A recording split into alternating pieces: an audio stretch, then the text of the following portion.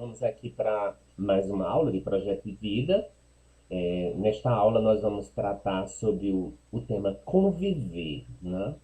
E aí surge logo uma pergunta inicial para a gente poder problematizar aqui a nossa aula. Pense aí você, para você responder a essa questão. Quem você tem por perto? Se vocês observarem aí algumas imagens, né, nós temos aí algumas sugestões, imagens bem interessantes em que nós podemos ver aí o que nessas imagens. O que é que vocês podem observar? Façam uma leitura aí vocês, pensem aí.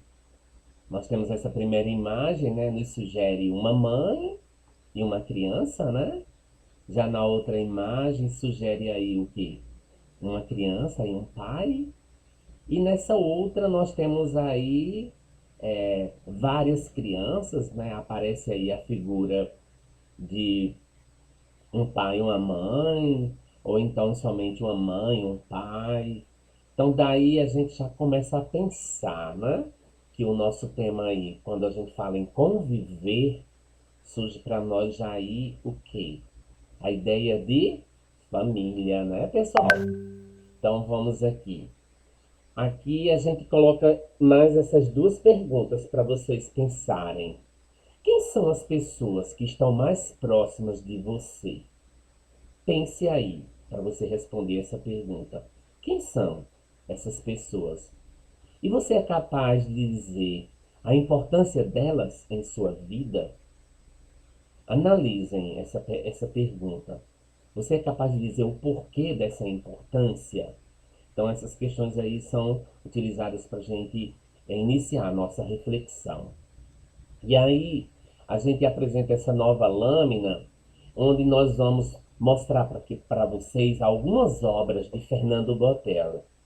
Vocês podem observar aí essas telas, né, pintadas. Essa primeira tela que vocês podem observar aqui, né, ó, a primeira tela, em 1983, o artista Fernando Botero, ele pintou o quê? Ele pintou aqui um quadro chamado Grupo de Família, que mostra uma família composta de 4 membros, né?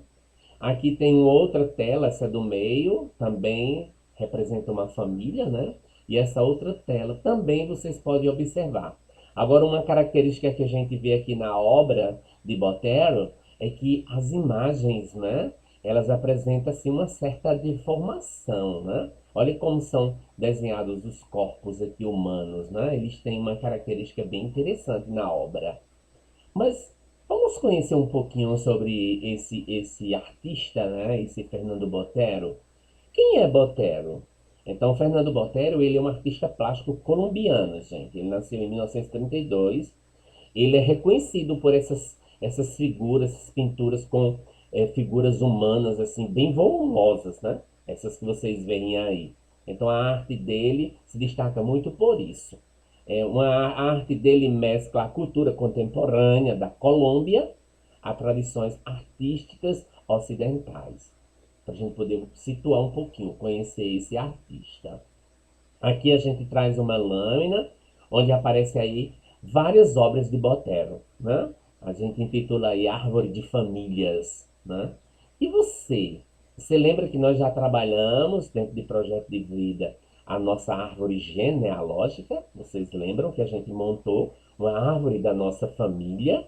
Então eu trouxe essa imagem justamente para relembrar isso aí. E agora, pessoal, a gente vai colocar aqui mais 3 questionamentos para vocês, falando justamente sobre as funções e a importância das famílias, né? Então, a primeira pergunta é colocada assim: você, na sua casa, você tem retratos de família? Ou então seus pais têm retratos de família dos seus avós, juntamente com seus pais, né? Você possui algum no local onde você mora aí na sua casa? É muito comum a gente ter os álbuns de família, né? Hoje a gente usa muito as redes sociais, o celular. A gente não tem mais aqueles álbuns antigos, mas na antiguidade era muito comum a gente encontrar aquelas fotos de família. A gente fazia as fotos e aquilo ficava guardado, né, como uma lembrança, uma memória.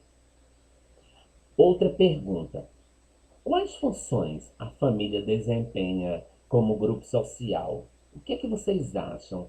A família ela desempenha quais funções? Será que a família é importante na educação de vocês? Hã? A família desempenha a função de educar? A gente já discutiu isso em sala de aula, não já? Outra questão. Na sua opinião, qual é a importância das relações humanas? Quando a gente fala de relações humanas, a gente está falando de relação entre pessoas, né? Se nós temos uma família, nós vamos ter relações humanas. Nós vamos ter o que a gente chama de relações interpessoais, ou seja, relação entre pessoas. Então, na sua opinião, é importante as relações humanas? Por que que é importante?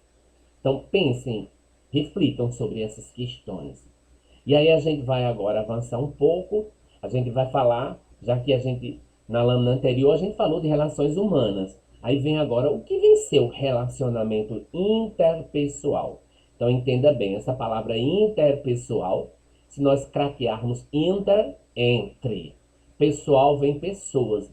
Então o que é um relacionamento interpessoal? É um relacionamento entre pessoas, certo?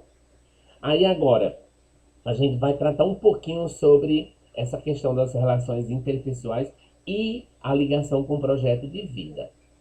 Então, pessoal, os achados científicos e o saber popular, ele afirma a importância da convivência afetiva. Então, é muito importante, né? Essa convivência afetiva, a convivência entre as pessoas, com familiares ou amigos. É fundamental cultivarmos laços de amizade, cumplicidade, amor e cuidado, que possam se perpetuar por toda a vida, apoiando até mesmo nossos projetos para o futuro.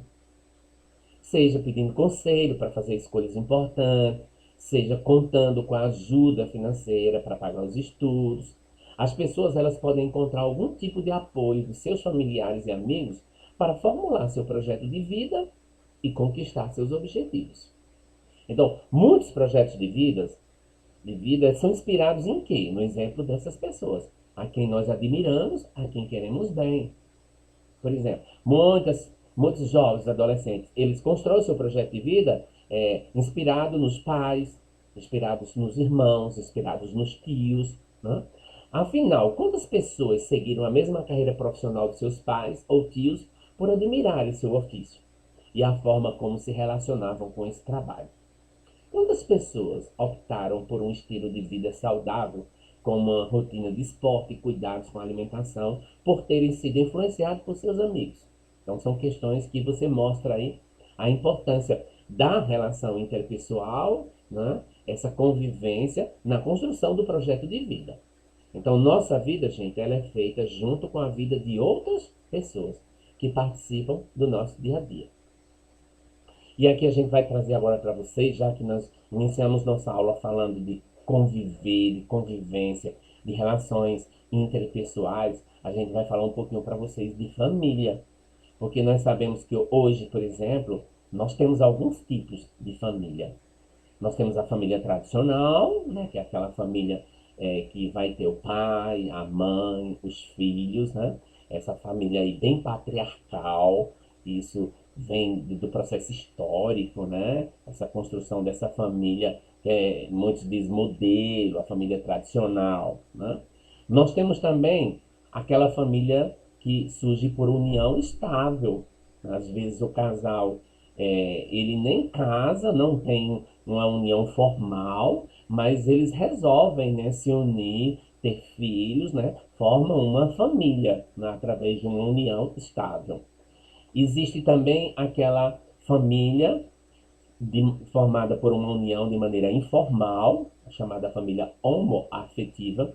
Aí é quando você vai ter pessoas do mesmo sexo que constroem, de certa forma, uma família. Como vocês podem ver aqui na imagem, nós temos tanto o sexo masculino, né, o homossexual masculino, e o feminino aqui montando, construindo uma família. Então, esse tipo de família aí é a chamada família homoafetiva.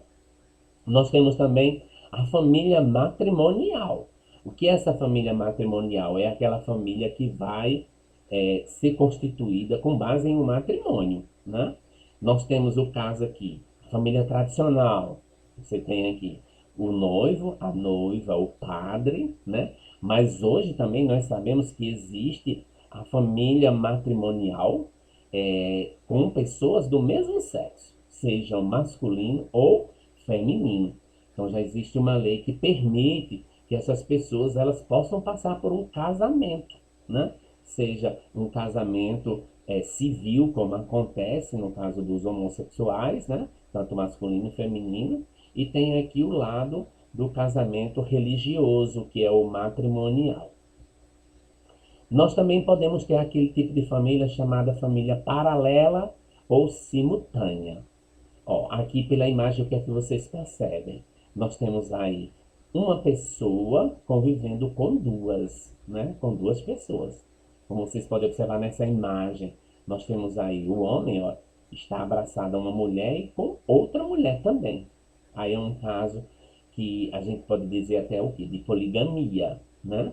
Porque aí ele pode estar convivendo com outra mulher, mesmo que não seja a mulher que ele adquiriu por meio do matrimônio, por exemplo. Isso acontece, né? Nós temos esse tipo de família, né?